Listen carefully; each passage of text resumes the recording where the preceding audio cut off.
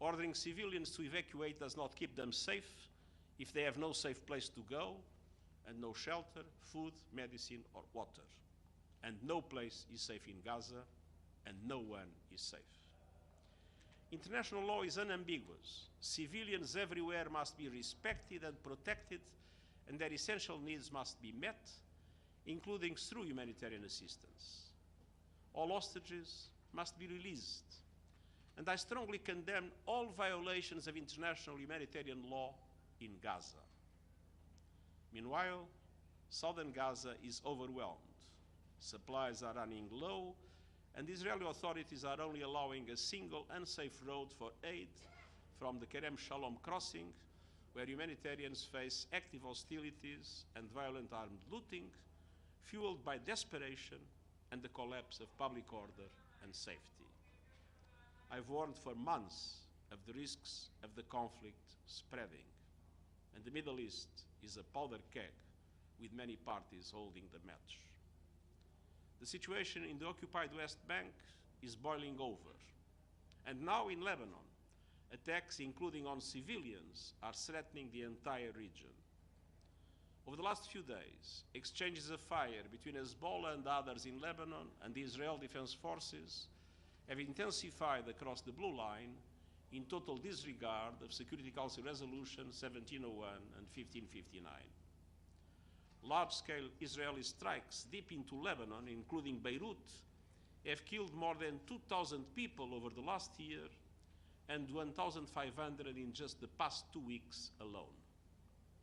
The toll has already surpassed the 2006 war in Lebanon. Attacks by Hezbollah and others south of the blue line have killed at least 49 people over the last year. Lebanese authorities report over 1 million people have been displaced in Lebanon and 300,000 people have fled into Syria. Over 60,000 people remain displaced from northern Israel. Recently, the IDF started incursions across the blue line. We are on the verge of an all-out war in Lebanon with already devastating consequences. But there is still time to stop.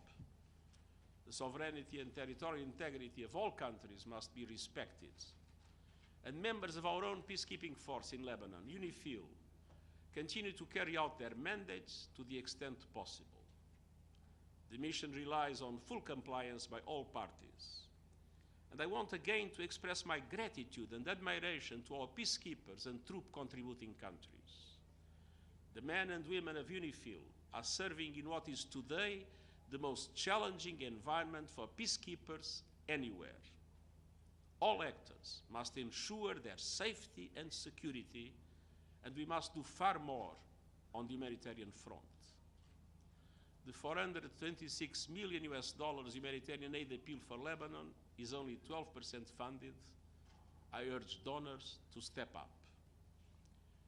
Dear ladies and gentlemen of the media, the conflict in the Middle East is getting worse by the hour, and our warnings about the horrific impacts of escalation keep coming to pass.